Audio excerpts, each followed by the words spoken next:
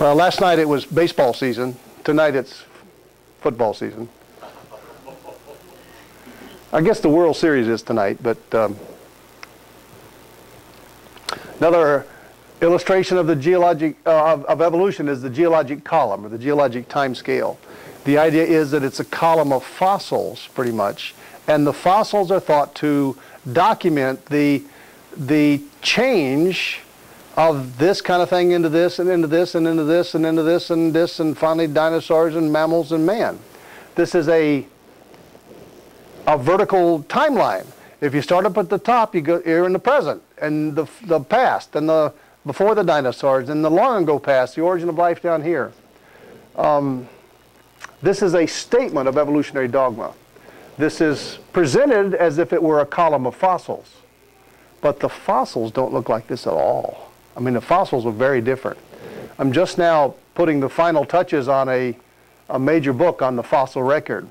By the way, if you sign up on over here for the mailing list, the newsletter from ICR, it'll be announced probably within a month.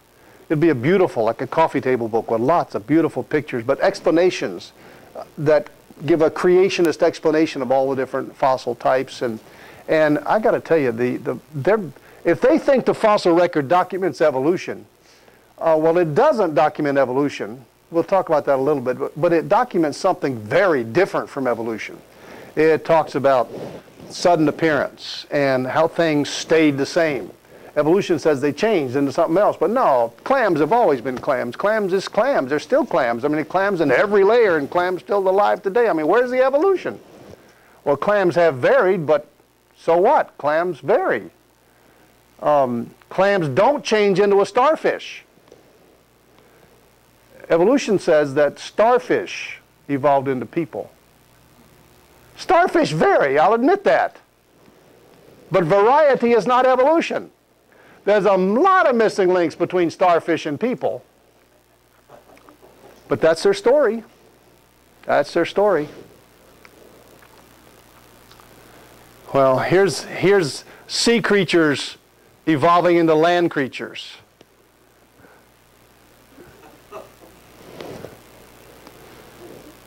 Well, we're going to be talking about that change from one type into another, from a fish into an amphibian, as they say happened, as their story goes.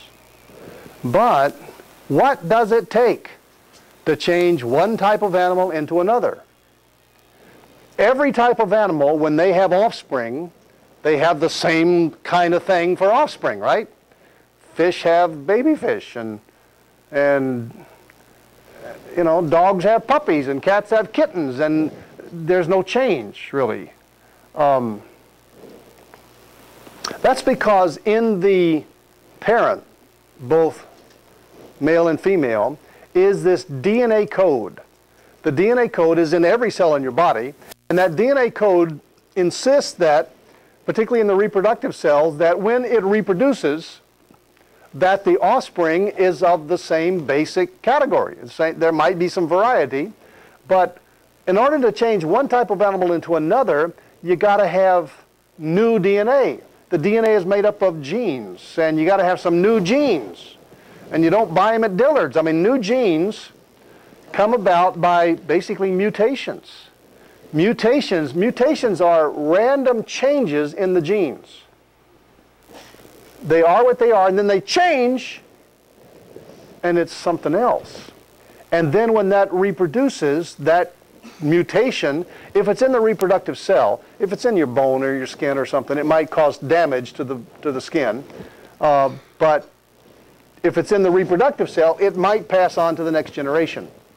And evolution says that trillions of those changes in the DNA have produced a person from a fish, or from a starfish, or a frog changing into a prince. I mean, they got a story about that, but they don't have the evidence for it. Well, what does it take to change one animal into another? It takes new genes.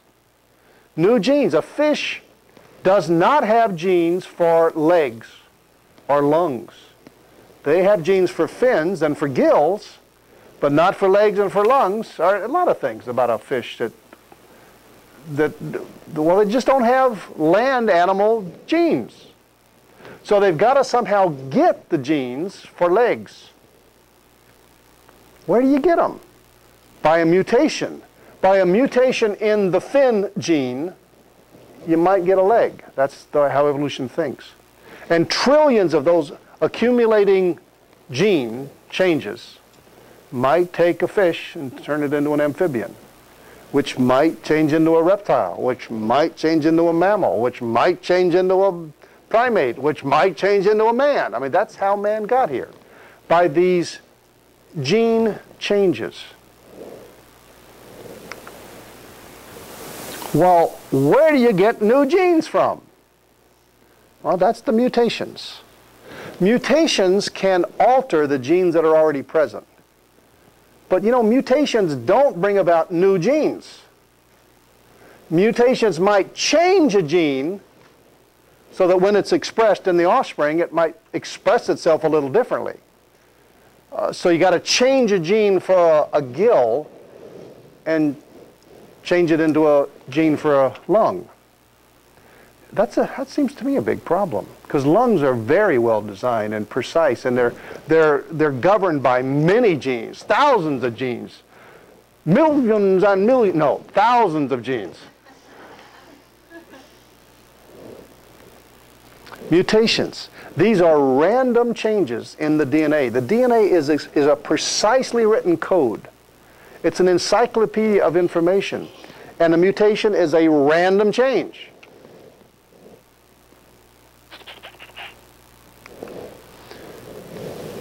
No mutation produces new genes, which contains new genetic information.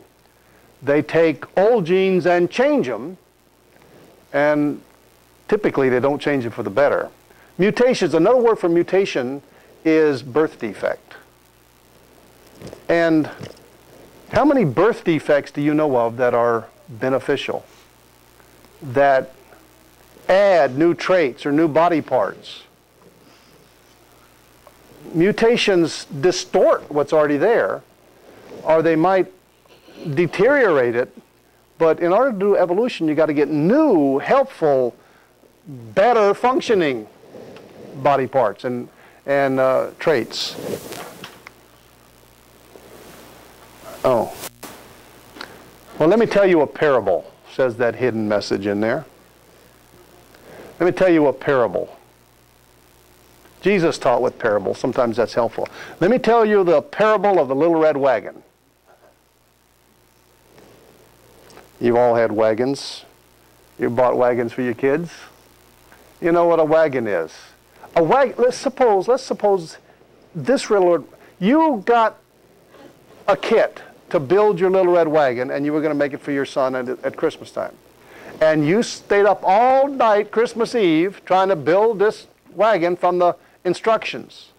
And you finally got the wagon put together.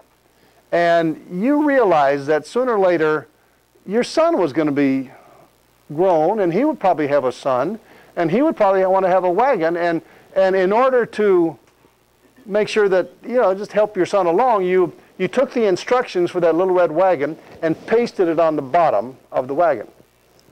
Now, the instructions are analogous to the DNA code, and the wagon is a cell, and so when you're going to reproduce the cell or reproduce the wagon, you've got the instructions stuck right on there. And so that when your son is now 25 or so, and he has a son, and he wants to have a little red wagon for his son, he says, oh, well, I've got to copy this little red wagon and make a new wagon. So he gets the instructions, and he writes them down. He copies them from here to here.